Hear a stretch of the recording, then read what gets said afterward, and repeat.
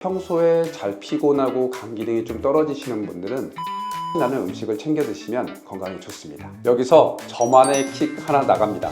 다이어트 할 때 가장 큰 문제가 뭐냐면 변비입니다. 변비나 숙변만 잘 해결돼도 1, 2kg는 쑥 빠지잖아요. 그래서 오늘 소개해드릴 요리하는 한의사의 꿀팁은 바로 안녕하세요. 약과 음식을 함께 처방하는 요리하는 한의사 유승선입니다. 와, 벌써 24년도가 다 갔어요. 12월이 됐습니다. 이렇게 연말이 되니까 또 다들 막 크리스마스 캐롤도 듣고 막 즐거운데요. 하지만 또 그 와중에 말 못할 고민이 있죠. 바로 다이어트입니다. 아무래도 연말이다 보면 자리가 많잖아요. 그래서 저는 오늘 다이어트에도 도움이 되고 또 소화도 잘 되게 하는 건강에 도움이 되는 음식 하나를 추천해 드리려고 합니다. 아마 이 음식은 전 세계에서 가장 유명한 식초가 아닐까 싶어요. 바로 애플 사이다 비니거입니다. 오늘 이 녀석을 제가 어떤 녀석인지 확실히 알려드릴게요. 구독, 좋아요, 알림 설정 잘 부탁드릴게요. 애플 사이다 비니거, 애삽이라고 하죠. 이거 정말 효과 있나요? 아니면 이거 정말 몸에 좋은 건가요? 왜 이렇게 이거 열풍이에요? 이렇게 많이 물어보시더라고요. 제가 오늘 아주 확실하게 팩트 체크해 드리겠습니다. 애사비는 어떤 효과가 있을까요? 아마 여러 가지 효과들을 들어보셨을 텐데요. 그 중에서 제가 검증된 내용들만 오늘 말씀드릴게요. 첫 번째, 소화 개선 효과. 애사비는 소화 기능을 개선시켜주는데 도움이 됩니다.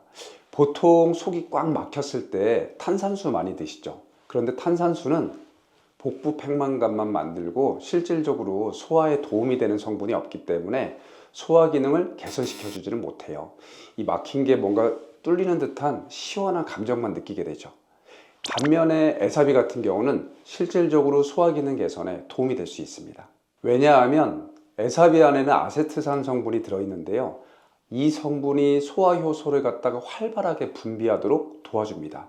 그러니까 음식물이 잘 소화되고 분해되는 거죠. 두 번째, 다이어트 효과. 애사비의 소화 개선 효과는 사실 다이어트에도 매우 중요합니다. 왜냐하면 소화가 잘 돼야지만 신진대사가 원활하게 돼서 손끝 발끝이 붓지 않게 되거든요. 부으면 뭐가 문제가 되냐면 부은 게 바로 살이 됩니다. 아마 한 번씩 그런 경험이 있으실 거예요. 밤늦게 야식을 먹고 잤더니 다음날 막 얼굴이 붓고 손이 붓는 부분들이요. 그래서 속을 편안하게 해줘야지만 붓기가 살이 안 됩니다. 그래서 애사비가 다이어트에 도움이 되는 거죠. 특히 다른 식초보다 애사비가 아주 흥미로운 점이 있습니다. 보통 옛날에는 사과를 아침에 먹으면 금사과, 밤에 먹으면 독사과라고 했잖아요. 왜 그러냐면 우리가 과거에는 먹을 게 부족했던 시대예요. 그래서 저녁에 먹은 것도 없는데 사과를 먹으면 위산 분비가 촉진되니까 속쓰림이 오게 되는 거죠. 그런데 현대 사회는 어때요? 바뀌었죠. 세상 바뀌었습니다. 우리가 주로 저녁에 과식 많이 하잖아요. 그래서 오히려 사과를 저녁에 먹으면 소화가 잘 되기 때문에 이제는 저녁에 먹는 사과가 금사과입니다. 그래서 사과를 이용해서 만든 애사비가 오히려 소화 기능을 도와주는데 다른 식초보다도 더 탁월한 효능이 있고요. 세 번째, 독소 배출과 간 건강 개선. 애사비는 인체에서 생기는 독소를 배출해 준다는 연구 결과들이 있습니다. 우리 몸에서 생긴 독소를 처리하는 공장이 바로 간이거든요. 그래서 애사비를 꾸준히 섭취하게 되면 간이 독소를 해독하고 배출하는 능력을 도와주니까 간 기능 자체가 개선되는 효과가 있습니다. 실제로 한의학에서는 신맛이 나는 성분이 간 기능을 보호한다는 또 원리가 있고요. 그래서 평소에 잘 피곤하고 간 기능이 좀 떨어지시는 분들은 식초라든가 매실처럼 이 신맛이 나는 음식을 챙겨 드시면 건강에 좋습니다. 네 번째, 건강한 식습관. 평소에 달달한 탄산이나 아니면 주스처럼 단순 과당이 좀 땡길 때 있죠.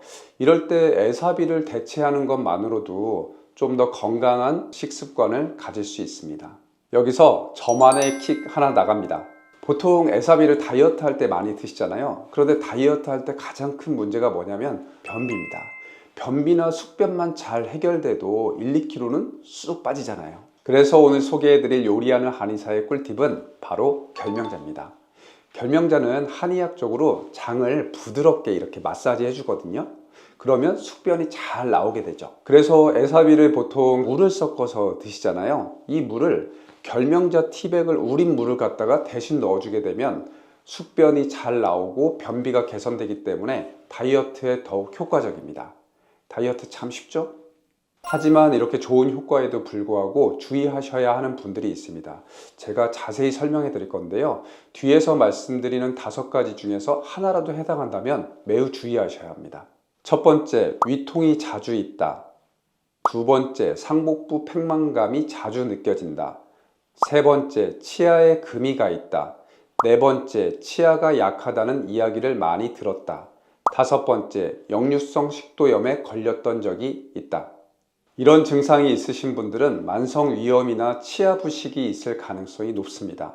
그리고 어떤 면에서는 체질적으로 식초와 잘 맞지 않는 체질인 경우도 있고요. 만약에 앞에서 말씀드린 증상들이 있다면 지금 식초를 드시고 계시다면 좀 중단하시는 것이 좋습니다. 사실 꼭 에사비를 드셔야 되는 건 아닙니다. 혈당 조절이라든가 소화기능 개선, 그리고 다이어트를 위해서 다른 대체제들도 있거든요. 그 부분도 제가 자세히 설명해 드릴게요. 첫 번째, 레몬물. 레몬물은 에사비처럼 소화기능을 촉진시켜주고 특히 몸 안에 있는 산과 알칼리의 균형을 맞춰주는데 도움이 됩니다. 이 레몬 자체는 산성이지만 우리가 섭취했을 때는 위에서 알칼리성이 되기 때문에 위에 주는 부담도 적고요. 먹는 방법도 어렵지 않습니다. 아침에 따뜻한 물에 레몬 한 조각 넣어서 먹으면 좋은 대안이 될 수 있습니다. 두 번째, 생강차. 생강차 또한 마찬가지로 소화 기능을 갖다가 개선시켜 주는데 아주 탁월한 효능이 있습니다. 한의학적인 재료들 중에서 위장에 있는 노폐물을 제거해주고 위장을 튼튼하게 해주는 대표적인 약재 하나를 선택하라면 바로 생강일 정도로 효과가 좋은데요. 단 평소 위장 기능이 약하신 분들은 이 생강을 생으로 먹거나 그러면 또 불편하실 수 있습니다. 이럴 때는 생강을 굽거나 말려서 가루로 내서 드시거나 아니면 음식을 드실 때 같이 생강을 조리해서 드시는 게 좋고요. 또한 특히 수족냉증 있는 여자분들 있죠. 이런 분들이 하루에 생강 한 조각씩 드시게 되면 정말 몸이 따뜻해지는 효과가 있으니까요. 꼭 해보세요. 세 번째, 차전자피. 차전자피는 식이섬유가 매우 풍부하기 때문에 장 운동을 도와주는 효능이 아주 탁월합니다. 장 건강에 도움이 되죠. 특히 에사비가 갖고 있는 혈당 조절 능력을 차전자피 또한 유사하게 갖고 있기 때문에 에사비 대신 혈당 조절을 위해서는 차전자피도 매우 좋습니다. 네 번째, 알로에 베라 주스.